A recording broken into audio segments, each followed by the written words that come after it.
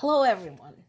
Most of the headlines today, when it comes to the war in Ukraine, have to do with the meeting between Zelensky and Trump in Florida. However, what I think they're all not covering enough is the phone call that lasted over an hour that Trump had with Putin before he met with Zelensky. Why?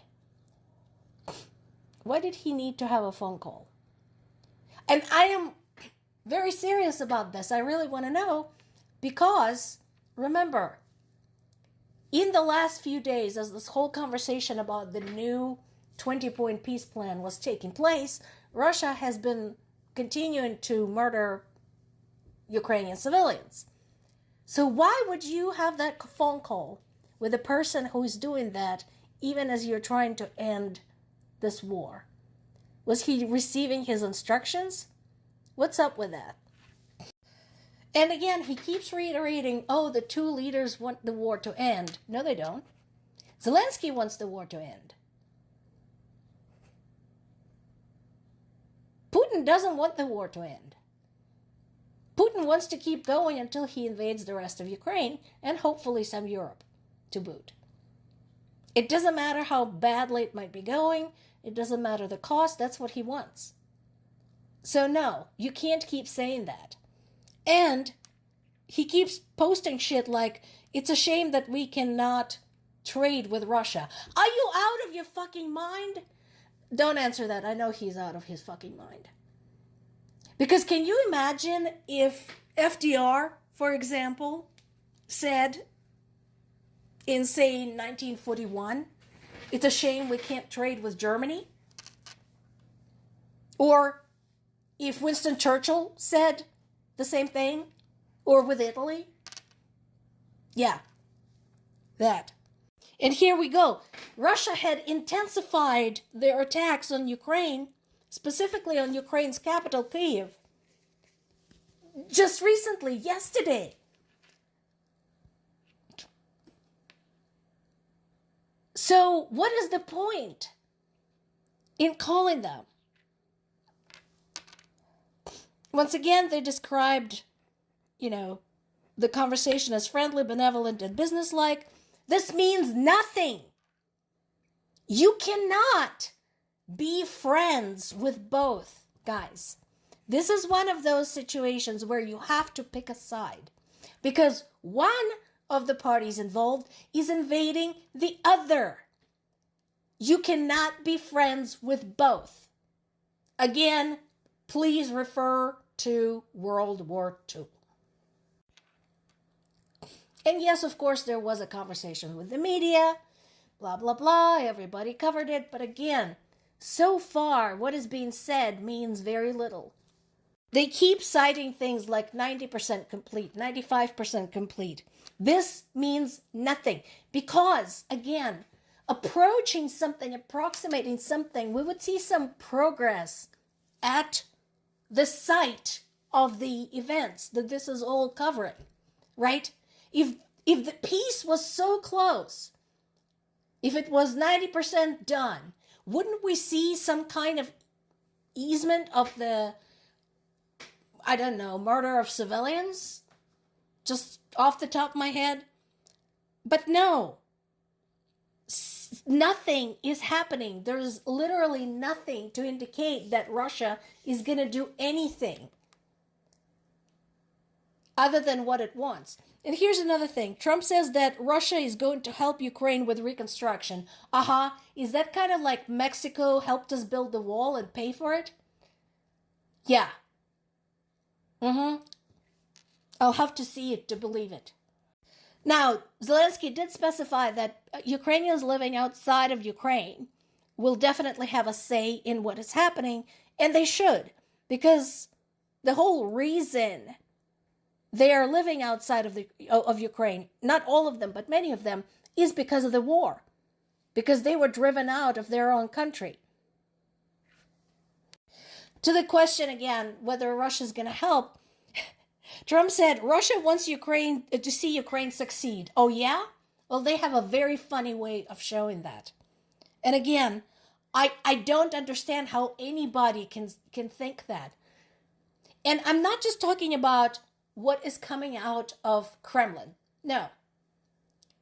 If you don't believe me, I strongly suggest that you go on Telegram, find a Russian forum, because you can get an automated translation, and read the comments that Russians post, ordinary Russians post, about Ukraine and Ukrainians.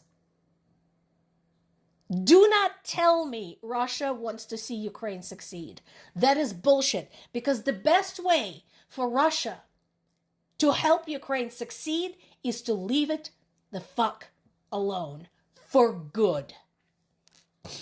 And yes, Zaporizhia nuclear power plant continues to be a sticking point. And Trump said in defense of Putin, well, at least he didn't hit it with rockets. Are you fucking aware that the entire area of the Zaporizhia nuclear power plant is mined?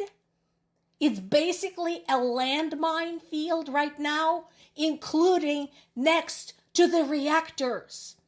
Are you aware of this? I think the answer is no. Now, when I was talking to my parents today, they said there are rumors, and those are just rumors, that Trump is considering going to Ukraine, along with Witkoff and Kushner. And I think they should. I don't think they will, because it's dangerous. But I think they should, because we have an excellent record of representatives from other countries, including heads of state, coming to Ukraine, staying a couple of days or a couple of hours, and having a fucking epiphany, an eye-opening experience, and very quickly assuming a pro-Ukraine position. So I think they should.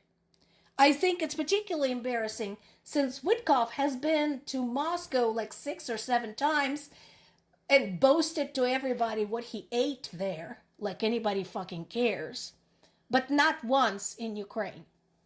There's also a question I wanted to bring up about POWs, and the reason I wanted to do that today is because we had a letter from our POW.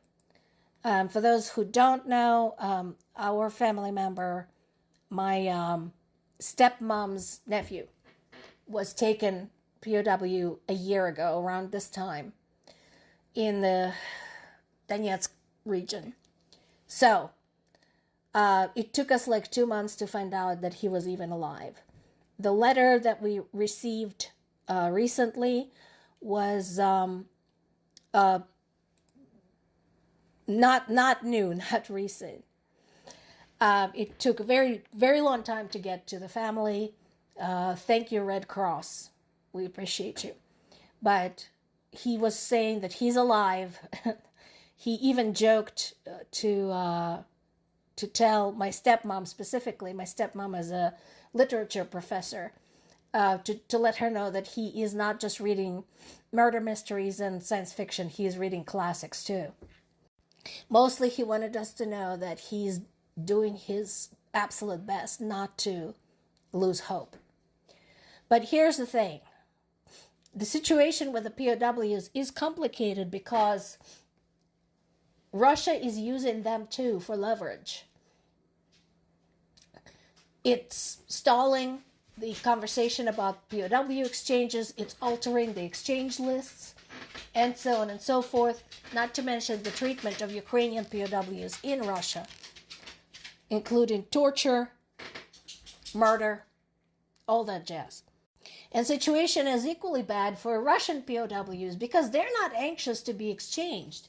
Incidentally, 2 North Korean POWs that Ukraine captured earlier this year don't want to go home either. And I've been saying this for a long time, and this tells you something, that these POWs are safer in a nice, cozy Ukrainian military prison where they're getting 3 meals a day and free medical care than they would be anywhere in Russia. Because the moment they're released, they're first interrogated, tortured, and then sent back to the front lines. Russia's own soldiers don't want to go back to Russia.